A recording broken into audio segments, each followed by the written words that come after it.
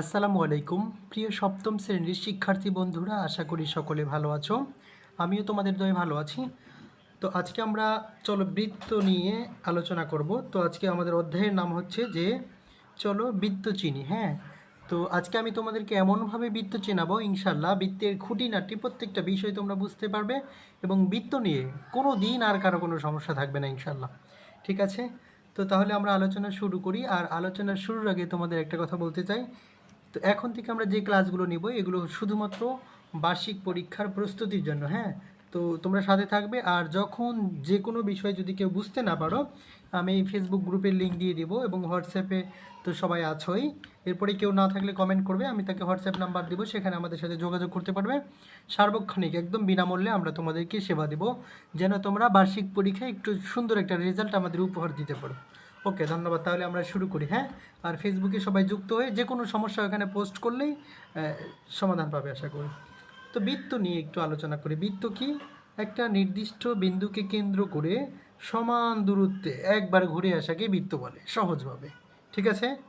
আচ্ছা, এখন বৃত্তের অনেক বিষয় আছে। হ্যাঁ, তো প্রথমে আমরা একটু শিখি কেন্দ্র কাকে বলে।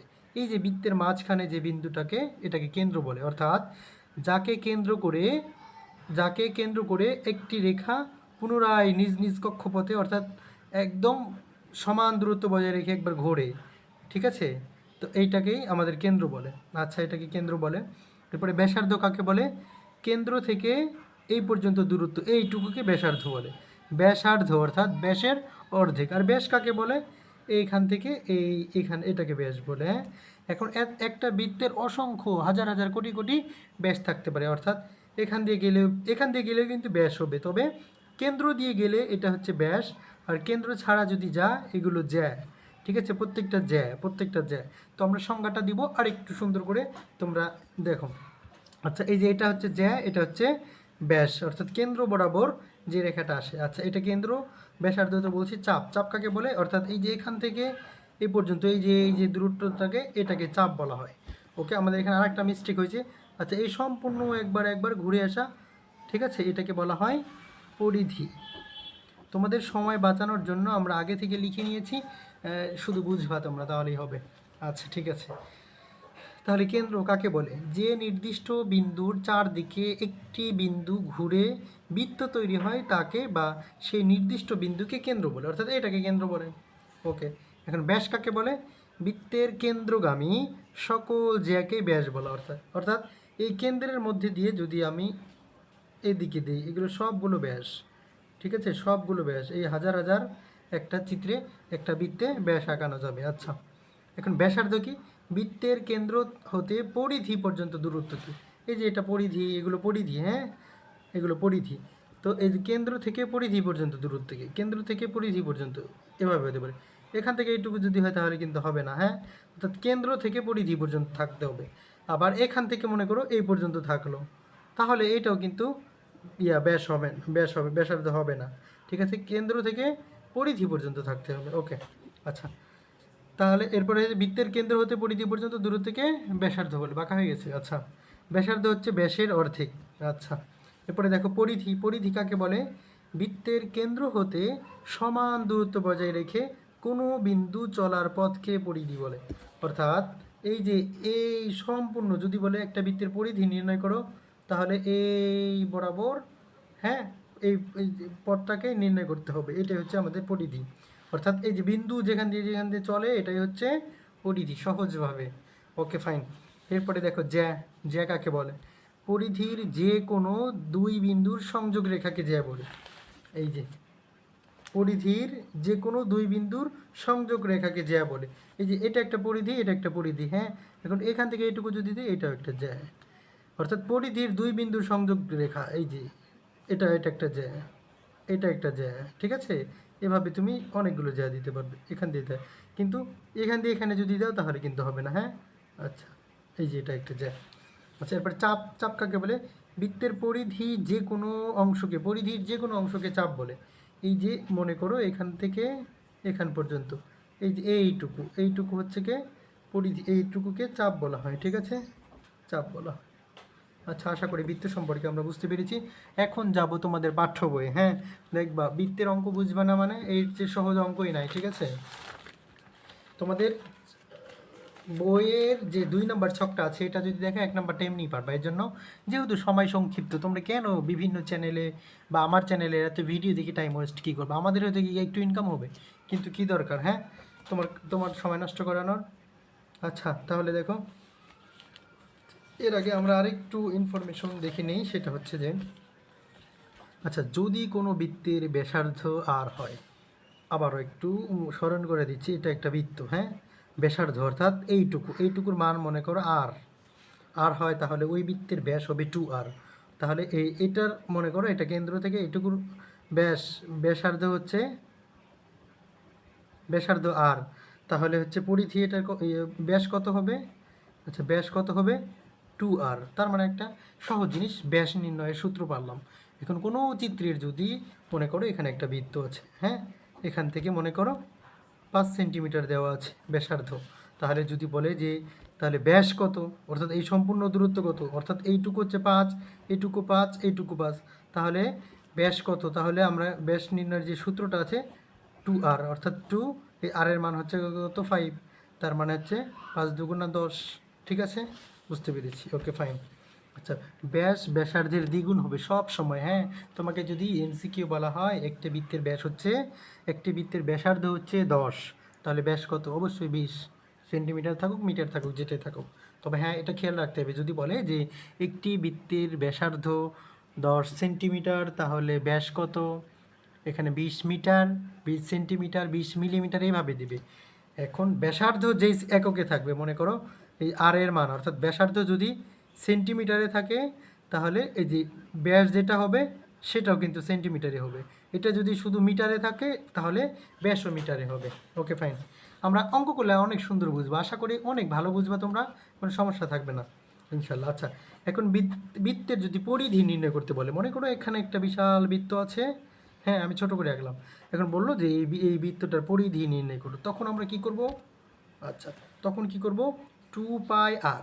আচ্ছা, 2πr এই সূত্রটা লিখলে হয়ে যাবে। হ্যাঁ, এখন এখানে পায়ের মানটা হচ্ছে কি 22/7, অর্থাৎ 3.141। এটা 3.141 এটা লিখলে হবে, 22/7 এটা লিখলে হবে। তুমি এটাই মনে রাখার চেষ্টা করবে। ওকে, আচ্ছা, গেল। তাহলে বৃত্তের পরিধি একটু পরে দেখো সব কিছু নির্ণয় করে শিখবো এই 3টা সূত্র দিয়ে, তুমি সবই পারবা।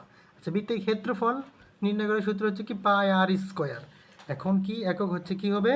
বর্গ একক হবে, অর্থাৎ সেন্টিমিটার যদি থাকে, মনে করো এই যে আর এর মান দেওয়া আছে, সব কিছুর মান দেওয়া আছে, এখন তাহলে কি সেন্টিমিটার স্কোয়ার হবে, অথবা বর্গ সেন্টিমিটার হবে উত্তরে। তাছাড়া এটা যদি উত্তর না লেখো, তাহলে তোমার ভুল হয়ে যাবে।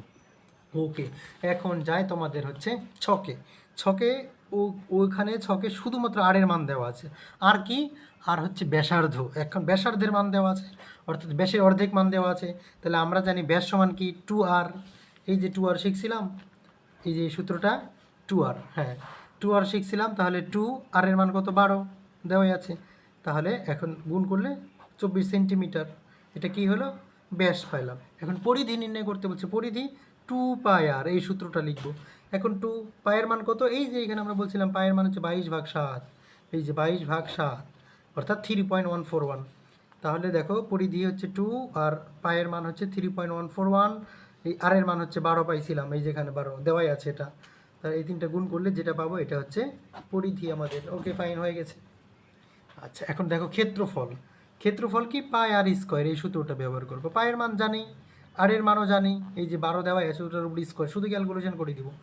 দেখছো ক্ষেত্রফল কেমনে হয়ে যায়? একদম পুরো জাদুর মতো।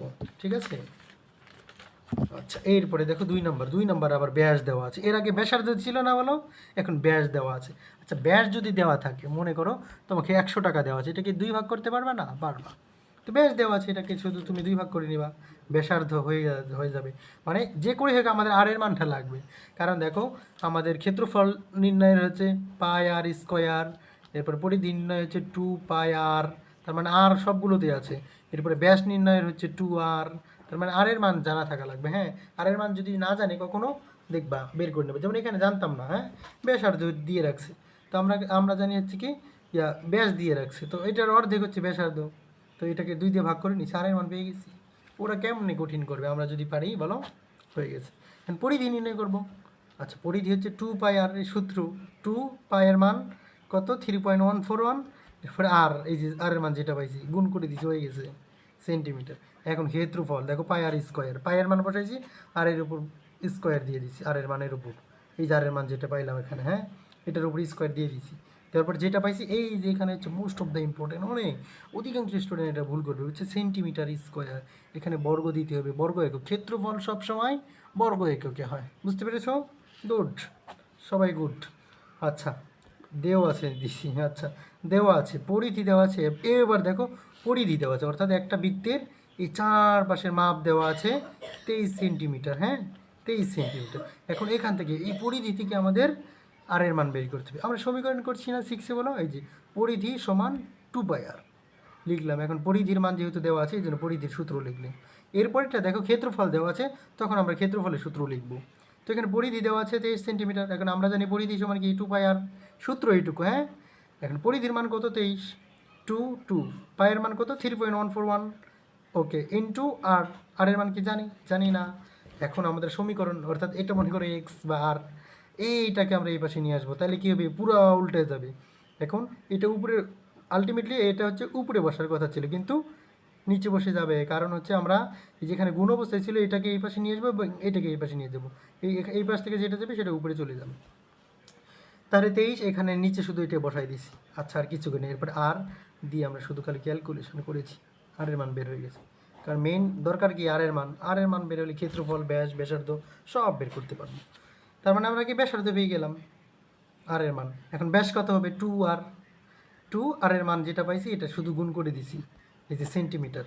শুধু ক্ষেত্রফলে সেন্টিমিটার স্কোয়ার হবে, বুঝছো, শুধু ক্ষেত্রফলে স্কোয়ার হবে, তাছাড়া বাকি সব সেন্টিমিটার হবে। এখন ক্ষেত্রফল এই যে পাই আর স্কোয়ার, হ্যাঁ, পাই আর স্কোয়ার, দেখো পায়ের মান এই যে আর এর স্কোয়ার মান, তার মানে এই যে বসে দিছি। এটা কত যে সহজ অঙ্কগুলো, ঠিক আছে। আচ্ছা, এখন 4 নাম্বারটা দেখো, এইটার আবার কী করছে, ক্ষেত্রফল দিয়ে দিছে। এখন আমাদের টার্গেট কি, টার্গেট আর এর মান বের করতে হবে। তা আমরা জানি ক্ষেত্রফল সমান পাই আর স্কোয়ার, ক্ষেত্রফলের সূত্র দেব। এর আগে পরিধি দেওয়া ছিল, পরিধির সূত্র 2 পাই আর দিছে, হ্যাঁ। এখন ক্ষেত্রফল দেওয়া আছে, ক্ষেত্রফলের সূত্রই দিয়ে দিছি। ক্ষেত্রফলের মান জানি আমরা, এই জন্য ক্ষেত্রফলের মান দিলাম, পায়ের মান বসাইলাম, আর স্কোয়ার দিলাম, কিন্তু আর স্কোয়ার মান আমরা জানি না, এই জন্য আর স্কোয়ারকে এই পাশে রাখলাম। তারপর এই পাশে তাহলে কি চলে গেল, এই পাশ থেকে যারা গেল তাদেরকে এখানে সয় সম্মানে রেখে দিলাম, এই পাশে যারা ছিল ওদেরকে নিচে নামাই দিলাম, হ্যাঁ, কারণ এখানে গুণ অবস্থায় ছিল, এই জন্য এই পাশে নিয়ে আসছি, এটা তো বোঝেই সবাই। ঠিক, এরপর পায়ের মান শুধু এখানে। এখন দেখো এই যে এই স্কোয়ারটা উঠায় এখানে রুট দিলাম, এখানে এটা হিসাব করলে, ক্যালকুলেটর হিসাব করলে কিন্তু 81 আসে। তো এখানে রুট দিয়ে দিলাম, এখানে স্কোয়ারটা কেটে দিয়ে রুট দিয়ে দিলাম, হ্যাঁ। এখন 81কে রুট দিলে 9 হয়, তার মানে আর এর মান 9। আচ্ছা, এখন কি বেশের সূত্র কি, টু আর বসাই দিয়েছি। এখন দেখো 2 আর এর মান কয় 9, তার মানে সমান 18 সেন্টিমিটার। পরিধি নির্ণয় করব।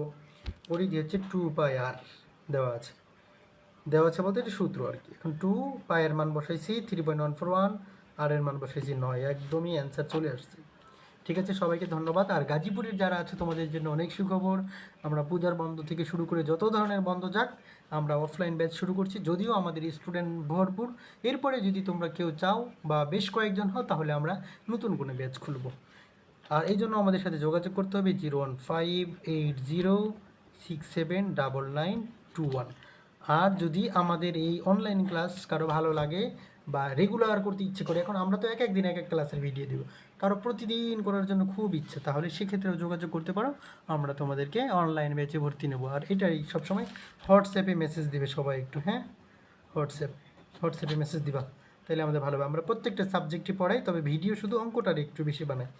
এই, ধন্যবাদ সবাইকে, সবাই ভালো থাকো। গাজীপুরের সকলে দাওয়াত রইল, বাহিরের অন্য অন্য জায়গার যে যেখান থেকে আছো সবার গাজীপুরে দাওয়াত, হ্যাঁ, চলে আসবে আমাদের কোচিং সেন্টারে, হ্যাঁ, মিষ্টির দাওয়াত রইলো বা চায়ের দাওয়াত রইলো। ওকে, সবাই ভালো থাকো, আসসালামু আলাইকুম রহমতুল্লাহ।